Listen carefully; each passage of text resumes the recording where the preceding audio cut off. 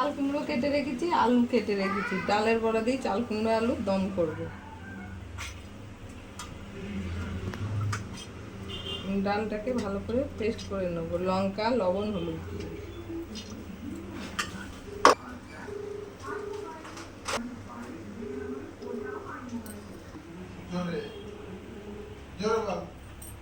রাখবো।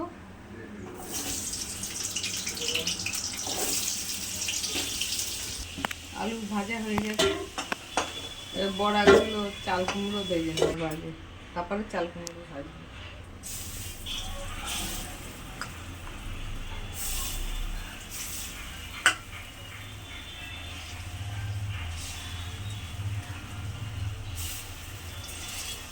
বড়াগুলো ভাজা হয়ে গেছে, তুলে নিলাম।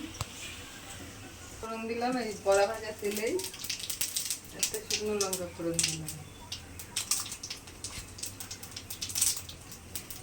একটা তেজপাতা দিলাম, অল্প একটু তেল দিলাম। এবার চাল কুমড়োগুলো দিয়ে দিলাম।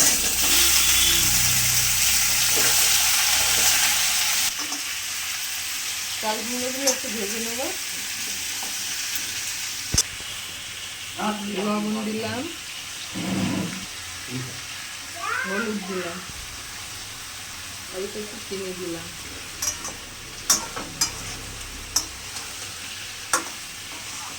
এগুলোও দিয়ে দিলাম।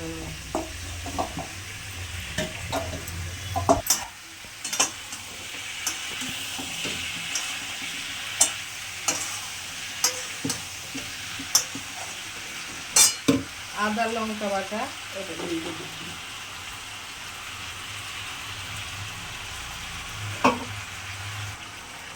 ভালো করে কষিয়ে নেব।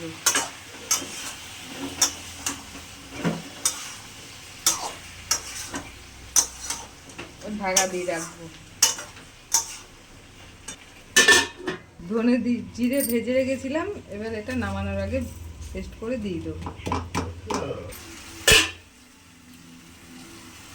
অল্প একটু ঘি দিলাম।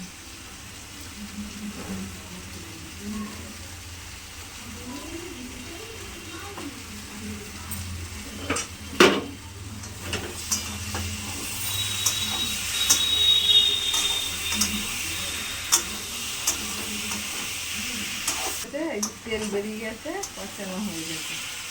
এবারে জল দিয়ে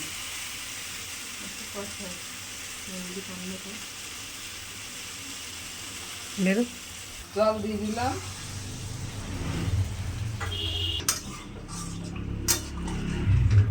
দিয়ে নেবো ঢাকা দিয়ে, তারপরে বড়াগুলো দেবো। আলু চাল কুমড়োগুলো সিদ্ধ হয়ে গেছে, এবার বড়াগুলো দিয়ে দিই।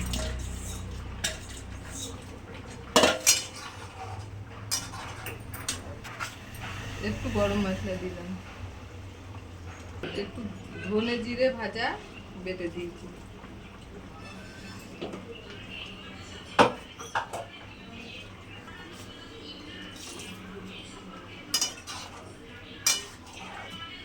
আর 5 মিনিট মতো ফুটাবো, দিয়ে নামিয়ে ফেলবো।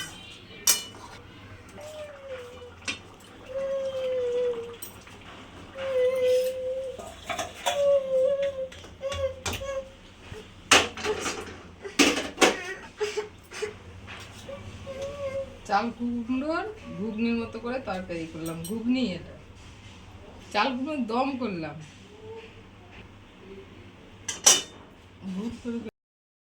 চাল কুমড়োর দম।